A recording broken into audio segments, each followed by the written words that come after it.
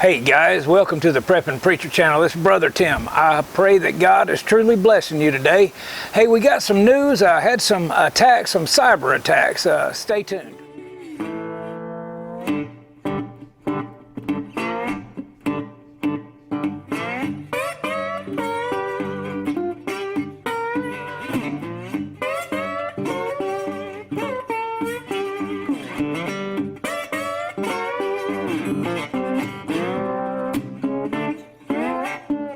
As I said, this is the Prep and Preacher channel. I'm Brother Tim. Hey, if it's your first time with us, man, hit that subscribe button, ring that bell. That way you'll get all the new updates. I'm coming to you. This is Thursday afternoon. A lot of news has hit lately. There's been videos out there, a lot of talk about how Russia and China could team up and attack the U.S. Some even fell back to some kind of a similar scenario like the old original Red Dawn movie, if you remember, where they had Russia crossing over the Bering Strait, over the strait there through Alaska and come down into Conus, but with China and Russia teaming up. Now, first off, I don't believe China and Russia are going to team up. Why would I say that? Well, China, it's got the second largest economy, about $14 trillion. And why would they want to team up with like number 11, number 12, whatever Russia was last year, with 1.7 trillion? I mean, let's be for real. China is always going to be about China and dominating the world. Russia is always going to be about Russia. The two shall never meet, I don't believe. Now, not only that, but China is the largest importer to the United States of America, with 452 billion with a B there being imported from China 2 years ago. I imagine it's a lot higher now. And if China continues, they're going to be the number one economy, the way they're growing with their gross domestic product, probably in less than a decade. And America will be no more as far as being the leader there. China wants to conquer us, but they want to do it through the economy. They want to destroy our economy. The Hunan virus is proof of that. See, China wants to conquer the world, but they want to do it economically, okay? You control the money, you control the world. We've seen that with the Hunan virus. It's proof of that. Isn't it something? All these other people are coming out now and believing it came out of a lab. I've been saying that for going on a year and a half now, that it came out of a lab, that it was weaponized, it was man-made, in other words, and it came out of China. Well, see, China, in some ways, I believe they've used it to devastate the world economy. The United States economy and the EU's economy have been hurt pretty bad because of this virus, and are still continuing to be hurt. And the major effects, I don't believe, have been felt yet. And see, because we're getting into hyperinflation now, guys, and it doesn't happen overnight. It's slowly going up, just like putting a frog in the water. You turn the heat up a little bit at a time, he won't jump out. Well, it's the same thing with us. We keep seeing it inch up, and now some of the mainstream media is talking about price increase. Well, duh, is what I got to say. But trust me, it's not an if, but a when this hits. Now, China's not going to attack us physically, army against army. They're going to divide and conquer us from within. Now, the next biggest that's coming, it's going to be coming from all over the world, the next biggest threat. And the one thing that they're after, again, is like I said, money controls it. They're after money. We've seen an uptick now in these cyber attacks. We've seen hackers take control of everything from the Colonial Pipeline to JBS, the meat packer processor people. So are we under attack? Yeah. So what's our biggest threat? Well, not according to Bumbling Joe, not his white supremacy. No, it's not white supremacy. No, I'm still looking for that white privilege card. I hadn't found mine yet. But no, if we really considered what could hurt the U.S. the worst, how somebody could cripple our country quick. Now, the first thought that come to my mind was what they trained me in the United States Army.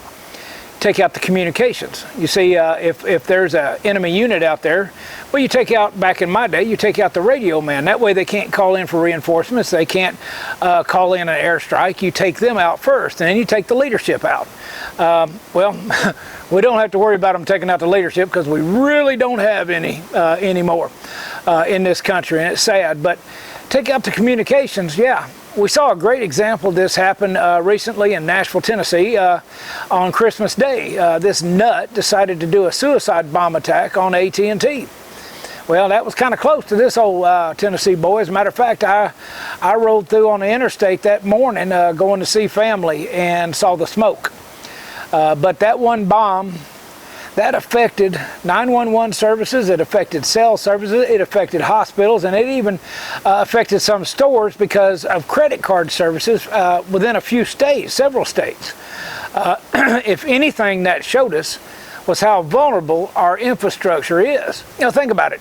Hardly anybody uses a map anymore. They don't even have an atlas or a road map in their car. No, we use our phone, and we use Google Maps or Waze or something like that. And so much we've become dependent on our cell phones, preacher included. But they take out our cell phones, and they're going to really hurt things if they take out our communications. Let's put it that way, because the banks use the communications, financial institutes, we use it, the hospitals use it, 911 uses it, a lot of our alarm systems on our homes use it. So yeah, we can be sitting in the dark. And something that you got to realize is that the biggest way to take us out would be to take our grid out.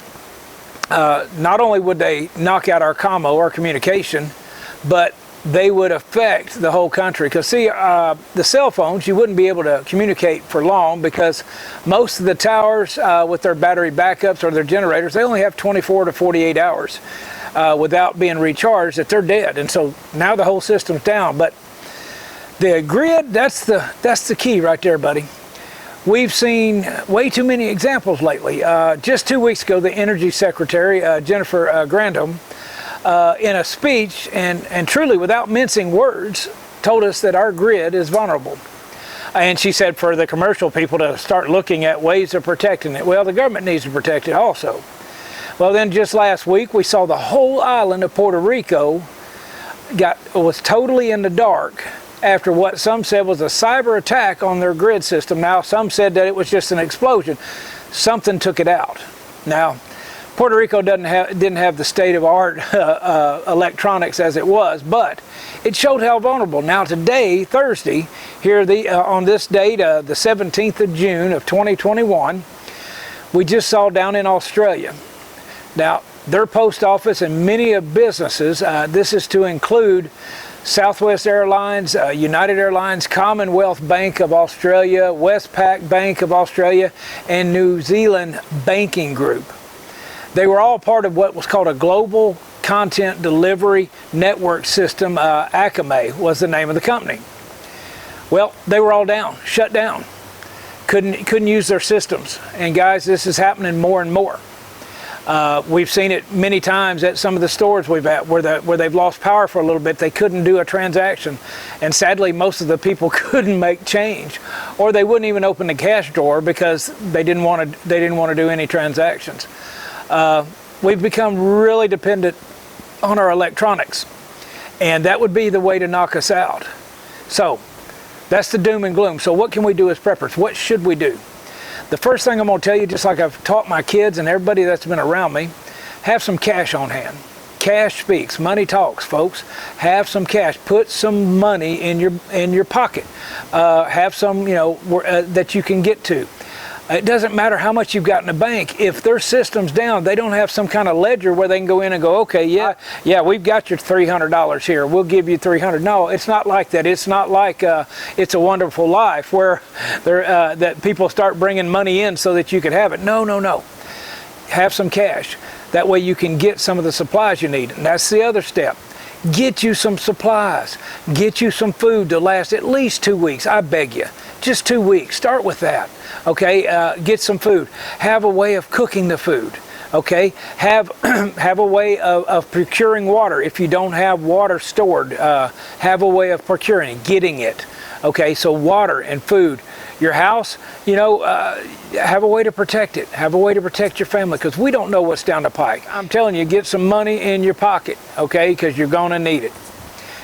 Guys, I love you. I want the best for you. That's why I'm coming to you with this real quick one here. Hey, again, if you've stuck with me this long, well, God bless you. If you're one of my subscribers, one of my congregation, man, I'm glad to have you on here. Keep hitting that like button. Keep watching the videos. Leave some comments. Tell me what you're looking for, man. We've got some videos that are coming up. We're busy as a long-tailed cat in a room full of rocker, man, but we're having a ball doing it.